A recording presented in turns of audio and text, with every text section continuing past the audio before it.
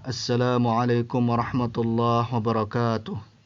Alhamdulillahi rabbil alamin. Wassalatu wassalamu ala ashrafil mursalin Sayyidina Muhammadin wa ala alihi wa sahbihi ajma'in, amma ba'du. Para pemirsa channel Belajar Baca Kitab Online, channel di mana kalian akan belajar membaca kitab mulai dari yang sangat dasar. Pada pertemuan kali ini kita akan membahas bab kalam. Pada pertemuan pertama kita sudah mempelajari apa itu ilmu nahwu, fungsi ilmu nahwu, dan cara mengi'rab. Dan pada pertemuan pertama saya memberikan tugas untuk mengi'rab.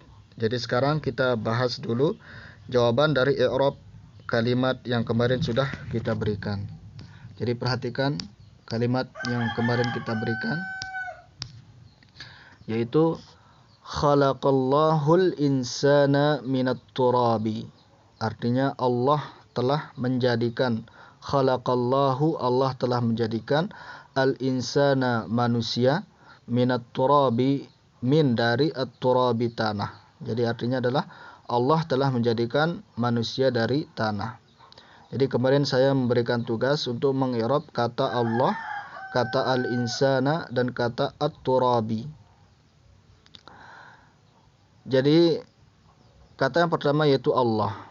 Allah di sana sebagai apa kedudukannya?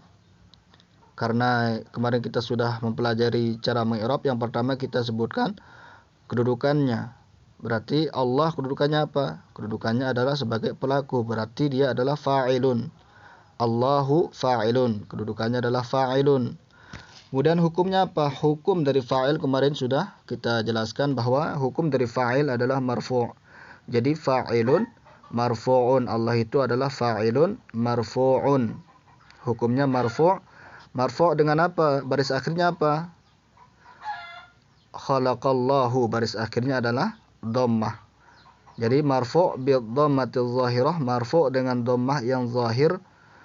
Kenapa? Alasannya, kenapa dia marfu' dengan dhammah? Alasannya adalah li'annahu mufrad, karena dia adalah isim mufrad. Jadi yang pertama kita sebutkan kedudukannya. Kemarin sudah kita jelaskan cara mengi'rab, yaitu kita sebutkan kedudukannya dahulu, yaitu fa'il. Kemudian hukumnya yaitu hukum fa'il adalah marfu'. Kemudian kita sebutkan baris akhirnya yaitu ad-dhammah bid-dhammatil zahirah, dengan dhammah yang zahir. Alasannya adalah, alasan kenapa dia marfu' bid-dhammah adalah karena li'annahu mufrad, karena dia adalah isim mufrad. Kemudian al-insana. Al-insana di sana sebagai objek, yaitu Allah menciptakan manusia, berarti al-insan atau manusia itu adalah objek atau maf'ulun bih, kedudukannya sebagai objek atau maf'ulun bih. Kemudian hukum daripada maf'ulun bih apa? Kemarin kita sebutkan, kita sudah jelaskan bahwa hukum dari maf'ulun bih adalah mansubun. Mansubun, mansubnya dengan apa? Mansubun bil fathatil zahirah, dengan fathah yang zahir.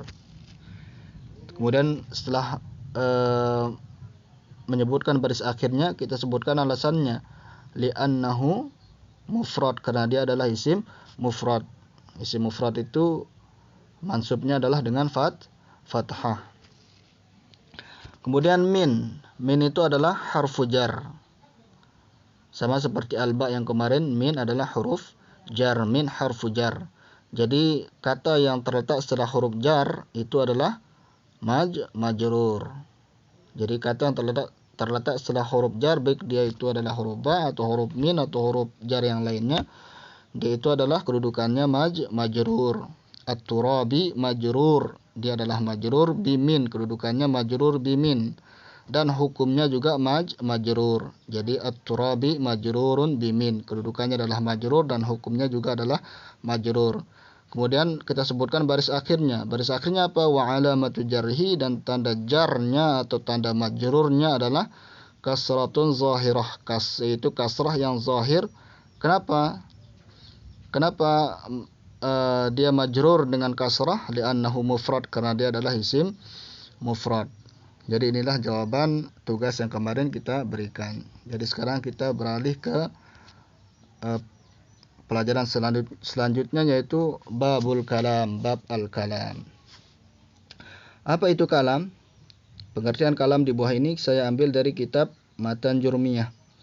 yaitu al-kalamu huwal lafzul murakkabul mufidu bil wad'i.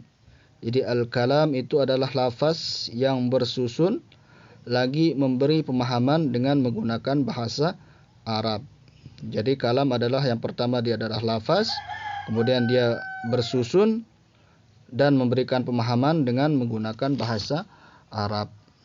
Jadi syarat-syarat satu kalimat disebut sebagai kalam adalah yang pertama dia harus berbentuk lafaz atau suara yang mengandung huruf hijaiyah.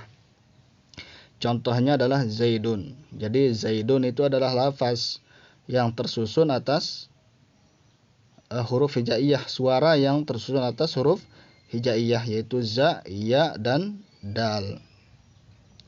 Kemudian selain dia harus berbentuk lafaz, syarat kedua suatu kalimat bisa disebut kalam adalah dia harus bersusun atas dua atau lebih kata.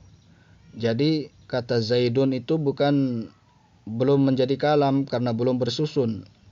Syaratnya bersusun atas dua atau lebih kata. Jadi minimal tersusun atas dua kata atau lebih. Contohnya apa? Contohnya adalah Zaidun qa'imun. Zaidun berdiri. Jadi Zaidun satu kata, qa'im satu kata. Jadi tersusun atas dua atau lebih. Jadi ini sudah memenuhi syarat yang kedua yaitu bersusun. Zaidun qa'imun. Zaidun satu kata, qa'imun satu kata. Jadi tersusun atas dua kata. Kemudian yang ketiga, syarat kalimat bisa disebut kalam adalah dia memberi pemahaman. Memang ada kalimat yang tidak memberi pemahaman, ada. Contoh kalimat yang tidak memberi pemahaman adalah in qama Zaidun. In jika, qama berdiri, Zaidun si Zaid. In qama Zaidun jika berdiri si Zaid. Ini adalah contoh kalimat yang tidak memberikan pemahaman. Jika berdiri si Zaid, memangnya kenapa jika si Zaid berdiri? Nah seperti itu. Pasti kita akan bertanya. Berarti kalimat in qama Zaidun tidak memberikan pemahaman. Berarti ini tidak bisa disebut sebagai kalam. Kemudian syarat yang keempat adalah menggunakan bahasa Arab. Jadi inilah syarat-syarat satu kalimat disebut sebagai kalam.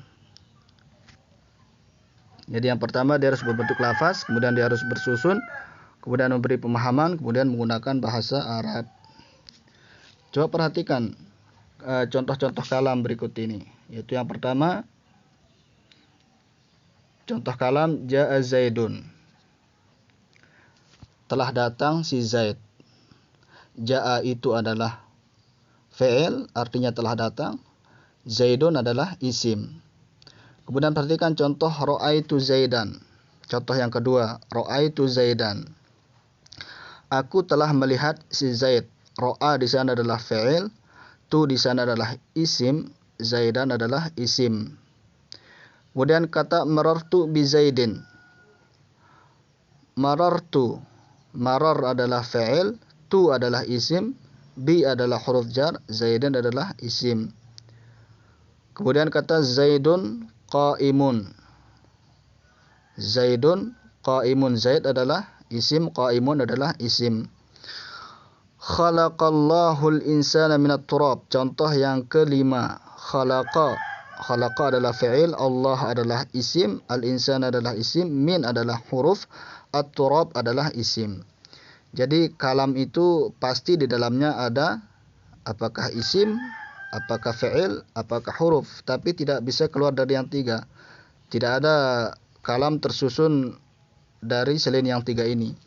Jadi yang pertama, apakah kalam itu tersusun atas fi'il dan isim, ataukah isim dengan isim, ataukah fi'il dengan huruf dan isim. Jadi kalam itu terbagi atas tiga. Jadi kalam terbagi atas tiga, yaitu dia yang pertama adalah isim, yang kedua adalah fi'il, dan yang ketiga adalah huruf. Jadi isim, fi'il, dan huruf inilah nanti akan membentuk kalam. Apakah kalam itu nanti tersusun atas isim dan isim, atau isim dengan fi'il, atau isim dengan fi'il dengan huruf. Jadi Sepanjang apapun kalimat bahasa Arab, sebanyak apapun kalimat dalam bahasa Arab, dia tidak lepas dari yang tiga ini, isim, fa'il, dan huruf, dan tidak bisa keluar dari yang tiga ini. Pasti dia apakah dia isim, ataukah apakah dia fa'il, dan atau apakah dia huruf. Ya, inilah pembagian kalam. Jadi pada pertemuan berikutnya kita akan membahas tentang apakah itu isim. Jadi jangan dilewatkan pembahasan berikutnya, yaitu kita akan membahas tentang isim. Kemudian pada pertemuan berikutnya lagi kita akan fa'il dan huruf dan seterusnya. Sekian wabillahi taufiq wal hidayah. Wassalamualaikum warahmatullahi wabarakatuh.